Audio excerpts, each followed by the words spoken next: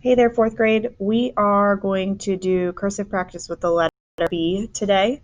So as Miss Wachter told you in her previous video, it is super important that you remember to have nice posture. So sit up nice and tall, scooted into your work area when completing your cursive writing. It is also very important to make sure that you have a nice sharp pencil. That will help your cursive handwriting look nice and neat and make sure that each of your stroke marks are completed correctly. So the first place I want to point out is here at the bottom. There is the stroke description. That is on each one of your letters. So it'll give you a number order of how you are completing each letter. Also up here, there is an example with little numbers on it to show you the order in which to complete to make your B. So I always like to start with the example. So start with the number 1, slant over and down, and then it'll tell you for 4, you retrace that line, come back up, around, a little loop, around, and a hook.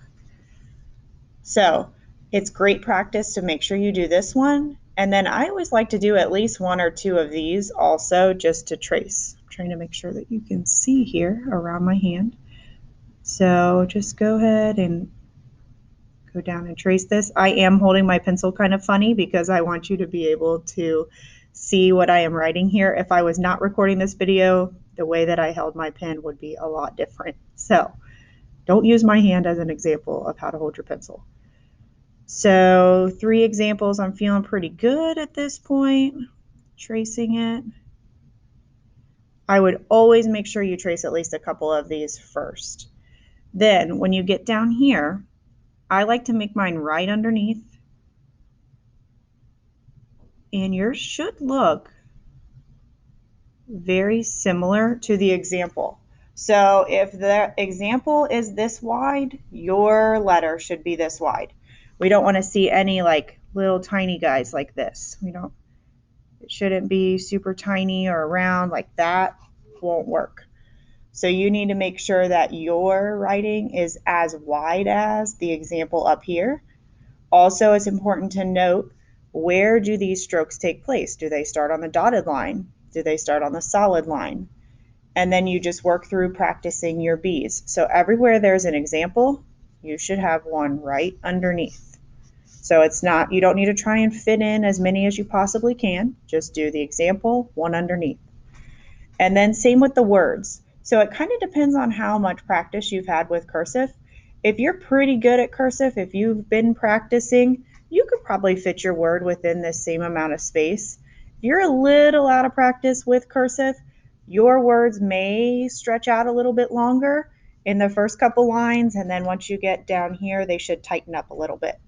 So just make sure to stay within your area, and remember that your writing should be about the same size as the example.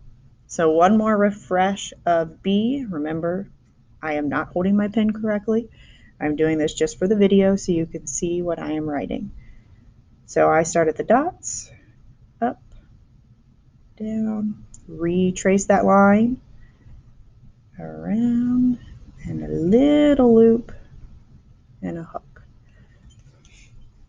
Remember that when you are doing cursive, most often your pen or pencil stays on the paper. We shouldn't be lifting up and moving around the lines. Typically, we retrace that same line and then keep going. So that is the letter B.